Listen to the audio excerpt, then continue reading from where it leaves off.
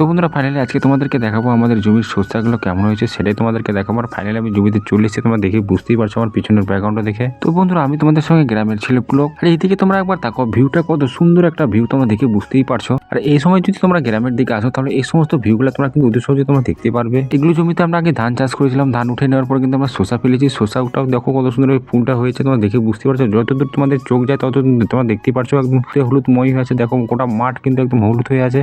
আমাদের গ্রামের দিকে মাত্র আমরা জমিতে দুটো ফসল চাষ করি, এক নম্বর হলো ধান আর দুই নম্বর হলো শসা। তোমরা দেখে বুঝতে পারছো এই দুটো ফসলের উপরে কিন্তু আমরা গ্রামের দিকে লোকেরা কিন্তু নির্ভরশীল। ধান এবং শসা যদি দুটোর মধ্যে দুটোই যদি ভালো হয় তাহলে কিন্তু গ্রামের লোকের মধ্যে সুখী আর কোনো কোথাও লোক পাবেন না খুঁজে।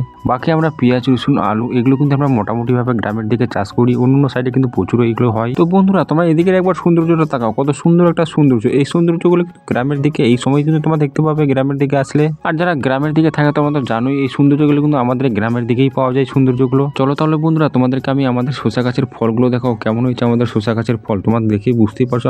আর এই হলো আমাদের শসা গাছের ফল, তোমরা দেখেই বুঝতে পারছো খুব একটা কিন্তু ভালো হয়নি শসা গাছের ফলগুলো। যে হালে আমরা কীটনাশক ব্যবহার করেছিলাম সে হালে কিন্তু আমাদের শসা গাছের ফলগুলো আসেনি সেরকম। আর এটা তো তোমাদেরকে আমি শসা গাছের পাশ থেকে দেখালাম। আর এবার তোমরা একবার তাকাও দূর থেকে কত সুন্দর লাগছে, সৌন্দর্যটা দেখে বুঝতেই পারছো প্রাকৃতিকটা কত সুন্দর একটা প্রাকৃতিক। তো বন্ধুরা অবশ্যই তোমরা গ্রামের দিকে কে কে থাকো অবশ্যই তোমরা কমেন্ট করে সেটা বলতে পারো। আর তোমরা তো অনেকে জানো যে আমি একটা মুদিখানা দোকানে কাজ করি, আমি এখন মুদিখানা দোকানে চলে যাচ্ছি।